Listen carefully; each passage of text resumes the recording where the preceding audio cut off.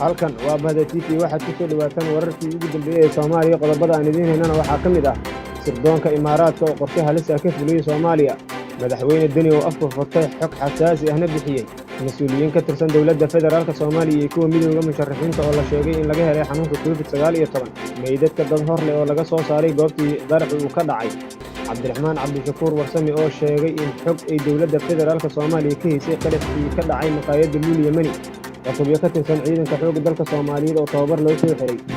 Qodobada iyo kuwa kale ayaa daawan doontaan u diyaar garooba warkii oo dhammaystiran.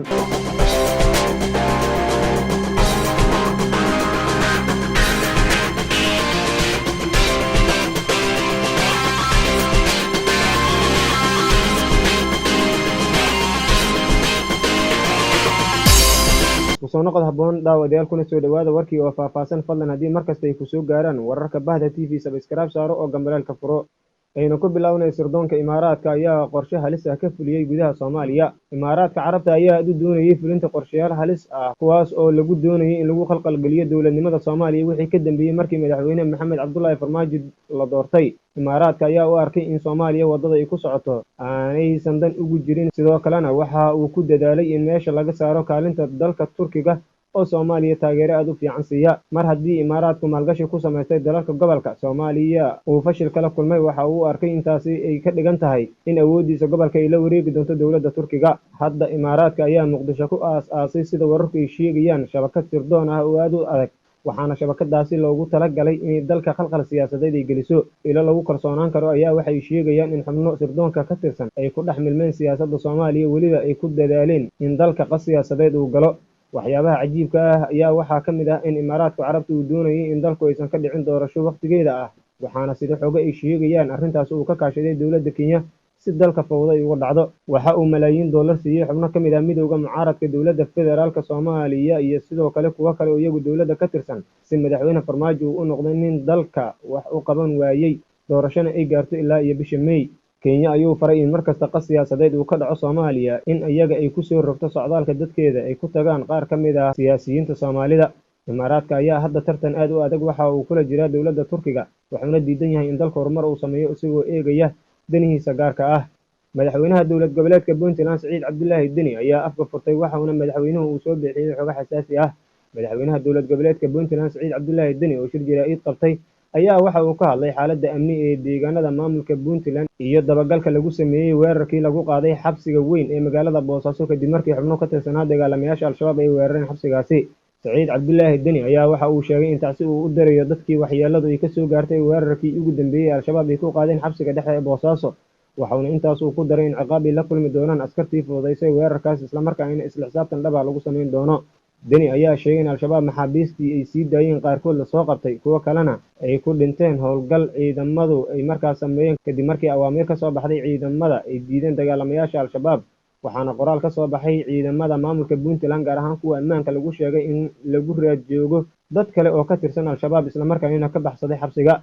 madaxweyne Siciid Cabdullaahi Deni oo ku labisnaa dariiska tuutaha ayaa sheegay in si horudhaca warbixintan shacabka ay ula wadaagayaan ayna ciidamadu weli sii wadaan howlgallada lagu baacsanayo dagaalamayaasha Al-Shabaab oo iyagu ku sugan duleedka magaalada Boosaaso.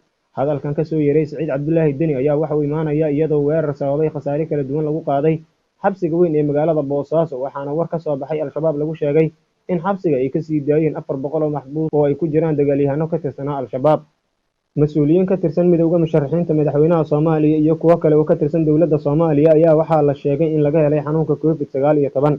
ilo muhiim ah ayaa waxay sheegayaan in xubno ka tirsan dowladda dhexe iyo kuwa golaha midowga musharaxiinta uu ku dhacay xanuunkaasi.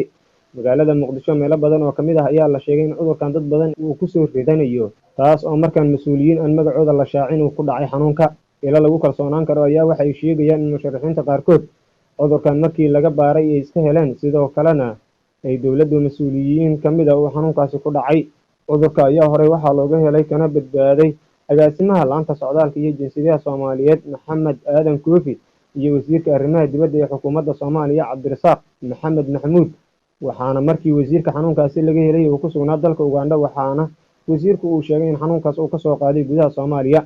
sidoo kale dowladda federaalka Soomaaliya ayaa weli wada wacyigelin ay ku sameynayso yareynta caabuqa COVID-19 oo Soomaaliya si xoogan ugu sii faafaya, waxaana si joogta wasaaradda caafimaadka ee xukuumadda federaalk soomaaliya usoo bandhigtaa tiro dad ah oo ay sheegtay in laga helay xanuunka covid-19 iyadoo sidoo kale maalmihii lasoo dhaafay baaritaano lagu sameynayay dad kun kor u dhaafaya, waxaana inta badan dadka baaritaanada lagu sameeyey ay ku sugan yihiin magaalada caasimadda ee muqdisho, iyadoo badankood la dhigo cisbitaalka martiini oo ah halka dowladda federaalk soomaaliya u qoondeysay in lagula tacaalo dadka xanuunka uu soo ritay.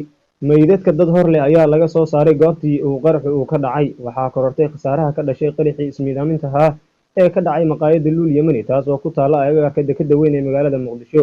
burburka dhismayaal qaraxaasi uu dumiyey oo ku ag dhowaa maqaayadaas ayaana waxaa laga soo saaray meydadka dad hor leh kuwaas oo qaraxa ku geeriyooday.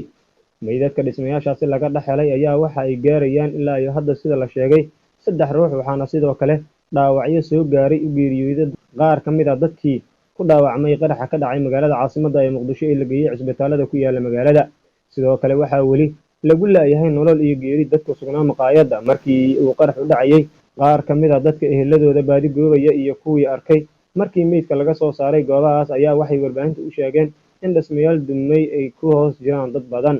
inta la ogyahay qaraxaasi waxaa ku geeriyooday dad gaaraya 25 qof, halka dhaawacu intaas uu ka badan yahay. afhayeenka ciidamada booliiska soomaaliyeed oo warbaahinta la hadlay ayaana waxa uu sheegay in qaraxa ay ku geeriyoodeen 10 qof, halka sidoo kalena ay ku dhaawacmeen ugu yaraan 30 qof. maamulka gaadiidka gurmadka degdega ah ee ambalaasta ayaa iyaguna waxa ay sheegeen in maqaayadda luul yemani qaraxii ka dhacay ay ku geeriyoodeen 20 qof, iyadoo sidoo kale 30 kale ay ku dhaawacmeen. cabdiraxmaan cabdishakuur warsame ayaa shaaciyey xog dowladda federaalk soomaaliya ee ka heysay qaraxii ka dhacay maqaayadda luul yemani ee ku taala degmada xamar jajab. siyaasiga cabdiraxmaan cabdishakuur warsame oo ka mid ah midowda musharaxiinta madaxweynaha soomaaliya ayaa soo bandhigay xogo laamaha ammaanka dowladda federaalk soomaaliya ay ka hayeen qaraxii ka dhacay maqaayadda luul yemani. qoraal uu soo dhigay bartiisa facebook ayaa cabdiraxmaan cabdishakuur warsame waxa uu ku sheegay in ciidamada booliiska ay bil ka hor hayeen xogta weerarkaas, isaga oo soo bandhigay warqad ay wadaageen laamaha amniga oo sheegaysa in al-shabaab ay qorsheynayaan in weerar ismiidaamin ah ay ku qaadaan maqaayadda coffee point ama ay u weecan karaan tan luul yemani maadaama labada maqaayadood iska soo horjeedaan. warqadda loo dusayey cabdiraxmaan cabdishakuur warsame ayaa ku taariikhaysan 23 janaayo ee sanadkan, taasi oo muujinaysa in booliiska soomaaliya ay xog ka hayeen. cabdiraxmaan cabdishakuur warsame ayaa sidoo kale intaas raaciyey in ciidamadii ka hortegi lahaa xogtaasi loo adeegsaday heegana loo geliyey in jidadka dadka ay ka xiraan si nabad ay dadkaasi aysan ugu bannaan bixin. waxa uuna ciidamada dowladda federaalk soomaaliya uu kula dardaarmay inay diidaan hadalka madaxweynaha muddaxileedkiisu dhammaaday shacabkan ay halista ka ilaaliyaan. si kastaba ha ahaatee, hadalkan ka soo yeeray siyaasiga cabdiraxmaan cabdishakuur warsame ayaa ku soo aadaya iyadoo baryihii dambe ay soo badanayeen weerarada qaraxyada ah ee ka dhacaya gudaha magaalada caasimadda ee muqdisho, waxaana sidoo kale soo baxayay digniino kale oo ku aadan qaraxyadaasi si loo sameeyo feejignaan dheeraad ah. cutubyo ka tirsan ciidanka xoogga dalka soomaaliyeed ayaa tababar loo soo xiray. cutubyadan oo ah cutubyo ka tirsan ciidamada xoogga dalka soomaaliyeed gaar ahaan kuwa kumaandoosta gorgor ayaa tababar muddo dheer u socday loogu soo xiray magaalada isbaarta ee dalka turkiga. ciidamada tababarka loo soo xiray ayaana waxa ay yihiin dafcaddii 6aad ee kumaandoosta gorgor oo ka tirsan ciidanka xoogga dalka soomaaliyeed, waxaana ka qayb galay munaasabadda saraakiil sarsare oo ka tirsan dowladaha soomaaliya iyo turkiga iyo u qaybsamaha arrimaha ciidamada ee safaaradda soomaaliya ee dalka turkiga.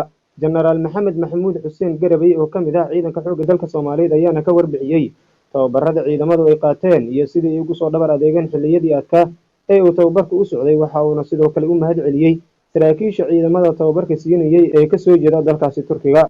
waad ku mahadsan tihiin daawashada warka. haddii ay tahay markii kugu horreysay aadna soo booqato, subscribe noo saar oo like noo saar, asxaabtaadana u sheer gareey. mahadsanidin.